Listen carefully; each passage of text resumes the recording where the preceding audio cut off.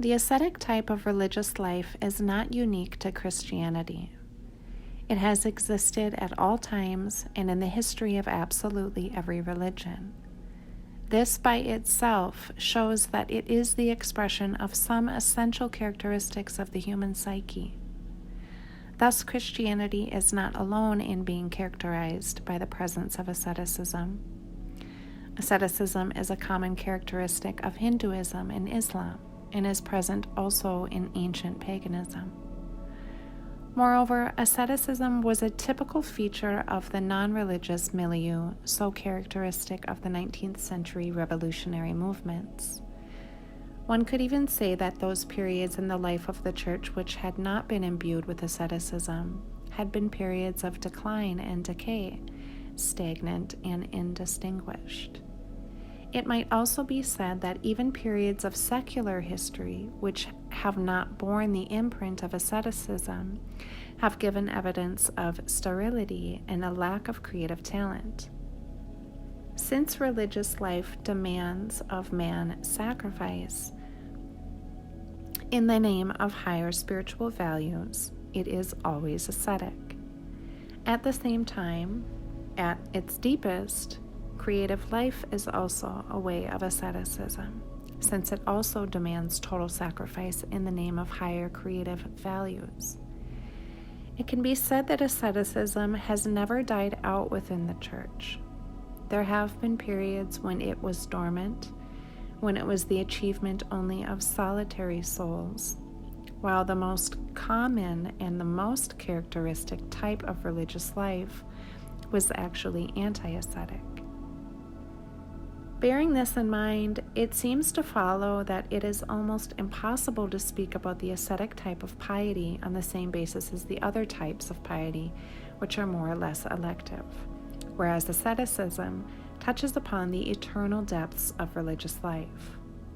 But apart from such genuine and eternal asceticism, there is another extraordinary phenomenon about which we must speak and which we must isolate and distinguish somewhat from the ascetic tendency in general. This special ascetic type has its roots not in Christianity, but rather in the Eastern religions, and has entered Christianity as a sort of special influence from these religions, modifying the original understanding of asceticism. The difference does not lie in the methods of carrying out the ascetic ideal in life. These can be of various kinds, but all of these variations are applicable everywhere and do not point to a basic difference in their inner purpose. The basic differences are to be found in what motivates an individual to enter upon the path of asceticism. There can be any number of motivations, many of which are in varying degrees incompatible with Christianity. There are even motivations which are in radical contradiction to Christianity, and we will start with these. These are especially characteristic of Hinduism, and on their basis the yogis have arisen. These days, they sound like the fundamental principles of all kinds of occult teachings, of theosophy and anthroposophy. Their aim is the acquisition of spiritual power.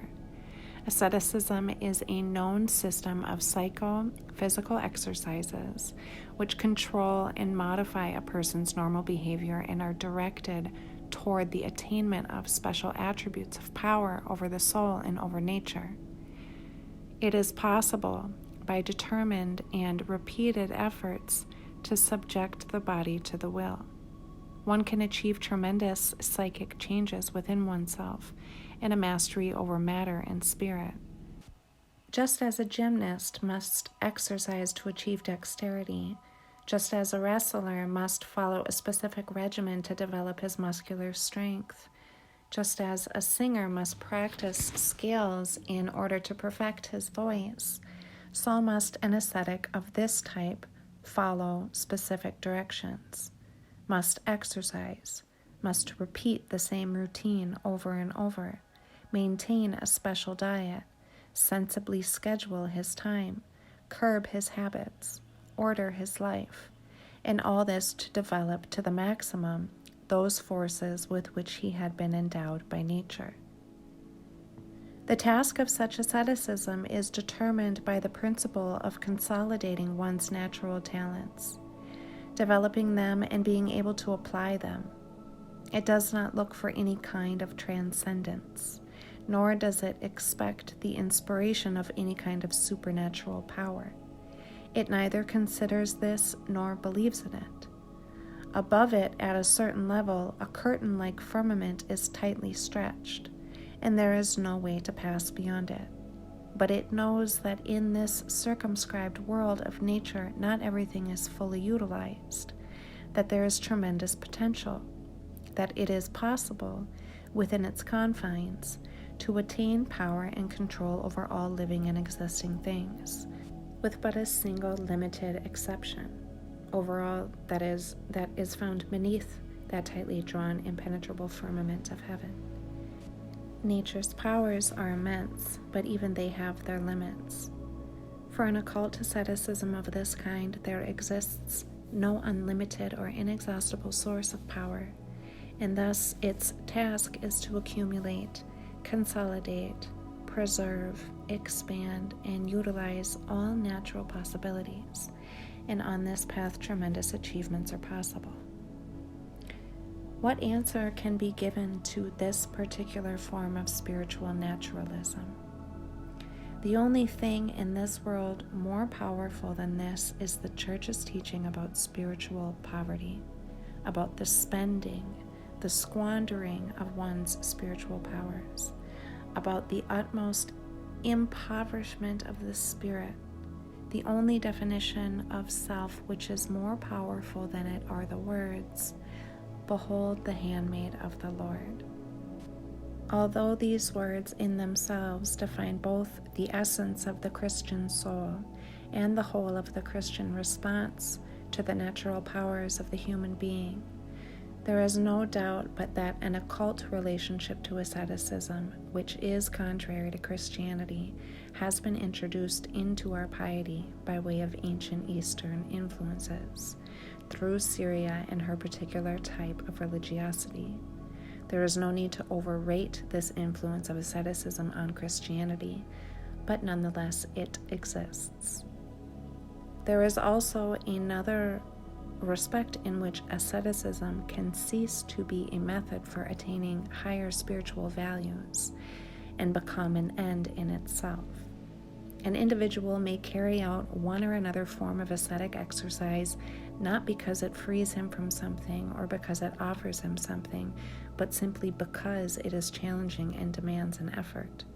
It provides him nothing in the outer world, nor does it contribute anything to the content of his spiritual experience, nor does it advance him on his inner path.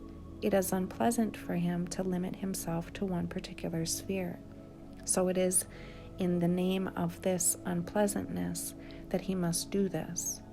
The surmounting of an unpleasantness as the only goal, exercise for the sake of exercise, is at best a working out of a simple submission to disciplinary challenges and is, of course, a distortion of the ascetic path. All of the above are mere trifles when compared with the fundamental conflict of worldview which now characterizes Christianity. This conflict concerns the most essential, the most fundamental understanding of the goal of the Christian life, and divides, as it were, the Christian world into two basic points of view. I am speaking here of the salvation of the soul. There is no doubt but that the salvation of the soul is the mature fruit of a true and authentic Christian life. The Church crowns her saints and martyrs, her passion bearers and confessors with the incorruptible crown of eternal life. It promises paradise, the kingdom of heaven, and the eternal blessedness. The Church teaches that the kingdom of heaven is taken by violence, by force. This is confessed by Christians of all convictions and persuasions. And as a result, the question of the salvation of the soul proves a sword which cuts through the whole spiritual world of Christianity. Here we find two completely different conceptions which lead to different moral laws, to to different standards of conduct, etc. It would be difficult to deny that both concepts have notable and saintly champions, that both views enjoy incontrovertible authority within the experience of the Church. There have been whole periods when Christian asceticism has been colored by one or the other shade of understanding. Both schools have their systems, their principles, and their practical rules. Open up the massive volumes of the Philokalia, read the Pederika, listen even to this day to sermons about ascetic Christianity. You will see at once that you have there a serious school of asceticism with a massive weight of tradition. You need only to accept its ordinances and follow its path. But what is it like? What are its teachings? Someone who bears in himself all the stain of Adam's sin and is called to the salvation through the blood of Christ has before him just one goal, the salvation of his soul. By itself, this goal determines everything for him. It determines his hostility towards anything that stands in the way of salvation. It defines all the means used to attain it. A human being here on earth is placed, as it were, at the start of an endless path toward God. Everything is either a hindrance or a help along that path. In essence, there are two polar entities, the eternal creator of the world, the redeemer of my soul, and this miserable soul of mine which must strive towards him. What are the means for progress along this path? The first step is the ascetic mortification of one's flesh. It is prayer and fasting. It is the rejection of the values of this world and all of the attachment to them. It is obedience, which mortifies the sinful will, just as fasting mortifies the sinful, passionate flesh. From the point of view of obedience, all the movements of the soul and the whole complex of external activities, which are the responsibility of that particular person, must be examined. He cannot decline to do them, for he is obliged to carry them out conscientiously if they are given to him as an obedience. But he should not immerse his whole soul in them completely, since the soul should be filled with only one thing, the striving for its own salvation. The whole world, its woes, its sufferings, its labors on all levels. This is a kind of huge laboratory, a kind of experimental arena, where I can put my obedience and where I can practice my obedience and humble my will. If obedience demands that I clean out stables, dig for potatoes, look after leprous persons, collect alms for the church, or preach the teaching of Christ, I must do all of these things with the same conscientious and attentive effort, with the same humility and the same dispassion, because all of these things are tasks and exercises of my readiness to curb my will, a difficult and rocky road for the soul seeking salvation. I must constantly put into practice virtues, and therefore I must perform acts of Christian love. But that love is itself a special form of obedience, for we are called and commanded to love, and we must love. That love should be used as a standard is self-evident. It is the measure of all things. But while I love, I must remember at all times that the fundamental objective of the human soul is to be saved. To the extent that love assists me in my salvation, to that extent it is beneficial for me. But it must immediately be curbed and curtailed if it does not enrich, but robs me of my spiritual world. Love is the same kind of devout exercise, the same kind of activity as any other external act. One thing alone is important: my standing obediently before God, my relationship with God, my turning toward the contemplation of His eternal goodness.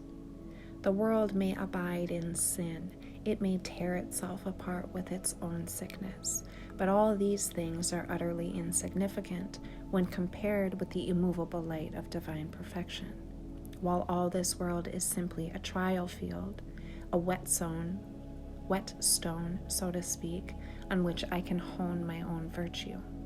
How can I even think that I might give something to the world? I who am nothing, wounded by ancestral sin, covered with sores because of my own personal vices and sins. My gaze is turned inward on myself. I see only my own loathsomeness, my own scabs, my own wounds. It is about these that one must think, for these that one must repent and weep. One must eliminate everything that stands in the way of salvation. There is really no room to worry about the misfortunes of others, unless by way of the exercise of virtue. That's how it is. In practice, you will not immediately figure out that this is how such a person understands Christ's teaching about love. He is merciful. He visits the sick. He is attentive to human misery. He even offers people his love. And only if you pay close attention will you perceive that he is not doing this out of self-renouncing and sacrificial love, laying down his life for his friends. He is doing it as an ascetic exercise, for this is how he will nurture, this is how he will save his own soul. He knows that, as the apostle said, love is the greatest thing of all, and that for the salvation of the soul, in addition to any other virtues, there must be love. And he will train himself in this, along with the other virtues. He will teach himself, he will force himself to love, so long as it does not lay him waste, so long as it is not dangerous. A strange and fearsome holiness, or likeness of holiness, unfolds itself along this path. You will see a genuine and clear line of real ascent, of refinement, of development. But along with this, you will feel a certain coldness, an extraordinary spiritual stinginess, a kind of miserliness. The other person, the other person's soul, a stranger's, of course, becomes not the object of love, but a means for the benefiting of my own soul. Such an understanding of Christianity is often the lot of strong and manly souls. It can prove a temptation for the more worthy, more self-sacrificing souls, for those closest to the kingdom of heaven. The temptation lies in its extraordinary purity, its intensity, in its deceptive yet attractive type of holiness. What can one say? How can one compare one's own lukewarm state, one's own lack of heroic action, with this vast and vigorous spirit striding forward with giant steps? How can one possibly avoid being tempted? There is only one thing that can shield you against such temptation. Though I speak with the tongues of men and of angels, and have not charity, I am become a sounding brass, or a tinkling cymbal. And though I have the gift of prophecy and understand all mysteries and all knowledge, and though I have faith so that I could remove mountains, and have not charity, I am nothing.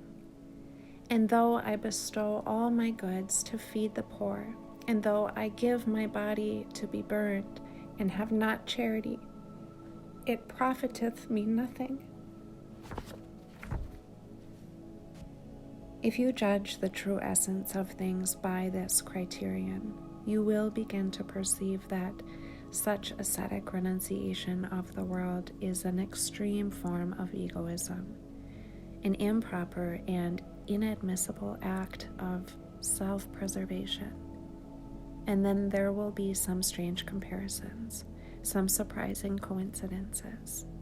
For such a diametrical opposition of one's ego to the whole world can and does take place for other, non-ascetic and even non-religious reasons. Are not the true representatives of this world cut off from the world by an impenetrable wall of absent love? No matter what their particular concern in life may be, within their conscience there always exists that impassable chasm between their I, ego, and the world. The more egotistical, the more secularized such people are, the further removed they are from the genuine life of the world. The more the world is for them a kind of inanimate comfort or inanimate torment, over against which they set their inanimate I. In this sense, we see that opposites do coincide. We see here at both extremes the affirmation of one's own unique I, ego. The affirmation of a grasping, greedy, and miserly love of one's own property, be this property what one acquires through spiritual experience of the ascetic path, or through the external and material benefits of worldly success. What is significant here is the possessive and miserly relationship toward that property. What can be said, then, about the role such an asceticism can play in the life of the Church? Perhaps this question needs to be approached from the opposite direction. The more horrible and sinful is the world, the more passionate is the desire to get away from it, the more difficult it is to love its image, distorted by hate and suffering, and in general, the greater is the rejection of love. The more difficult the path within the distorted life of this world, the greater is the nostalgia for the heights. Today, the world is extremely unhealthy and even dangerous for an ascetic who is seeking salvation. Prudence, therefore, clearly demands that one avoid contact with it so as to not expose oneself to danger. The fervent intensity, however, of the ascetic spirit, which has been present in the human soul in all periods of history, has always borne off individual souls towards those heights where they can go to shake the world's dust from their feet, performing the one task worthy of man, the saving of one's own soul. Here I would like to pause and touch upon some of the unique characteristics of today's world, which makes it even more unbearable for someone who thirsts for ascetic detachment and heroic effort, podvig, for the salvation of his soul. There is no doubt as to the inner and outer unhappiness and misery of the world today. There is the threat of impending war, the gradual dying out of the spirit of freedom, the revolutions and dictatorships which are tearing the people apart.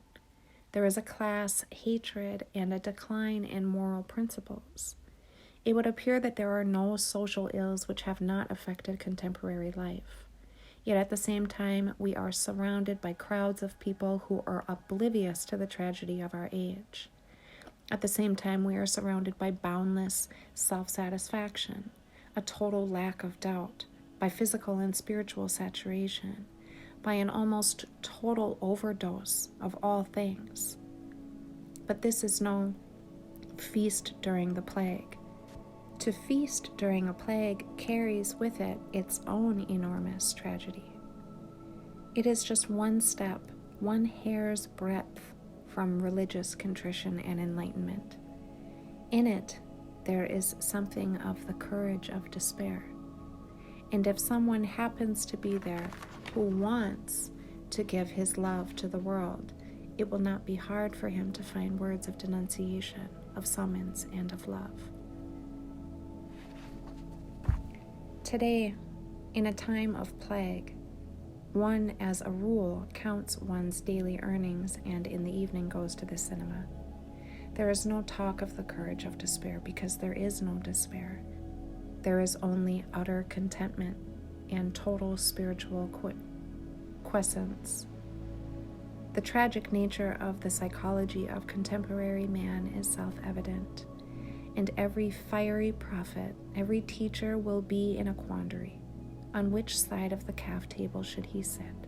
How can he cast light on the nature of today's stock market gains? How can he break through, trample and destroy this sticky, gooey mass that surrounds the soul of today's Philistine? How can he set the people's hearts on fire with his words?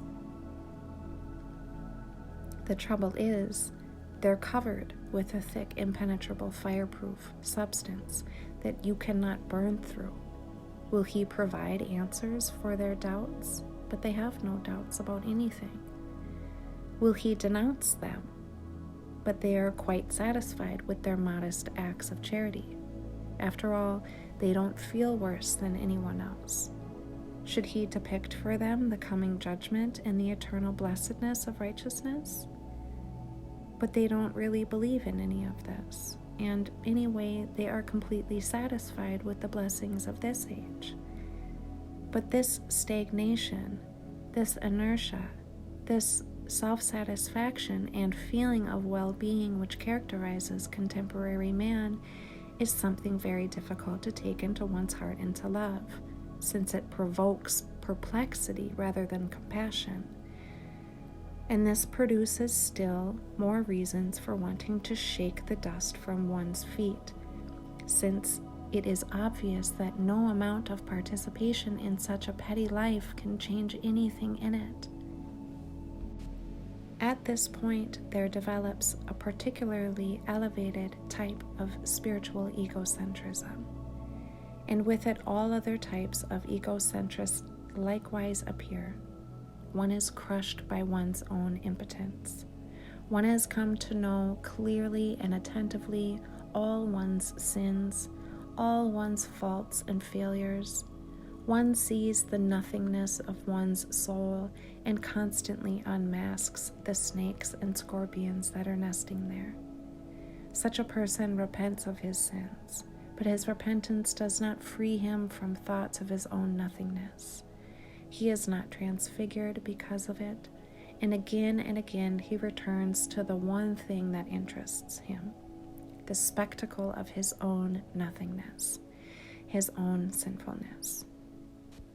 Not only the cosmos as a whole and all human history, but even the fate of an individual person, his suffering, his failures, his joys and his dreams, all of these fade away and disappear in the light of my own downfall, my own sin.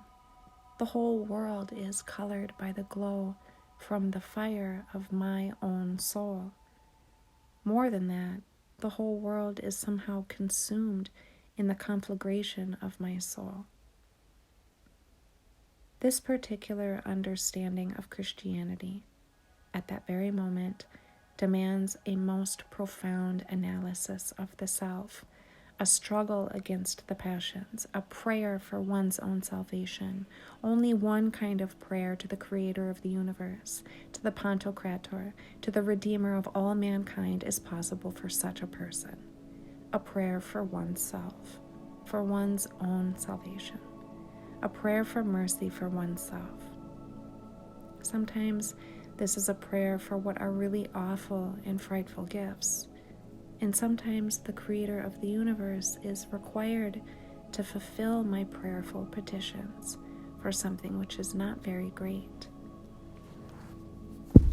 I am only asking him for sleep peaceful and undisturbed.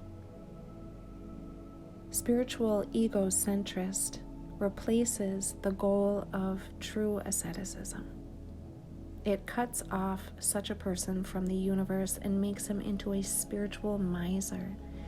And then this miserliness quickly begins to develop and grow, because he begins to notice that the more he acquires, the emptier his soul becomes.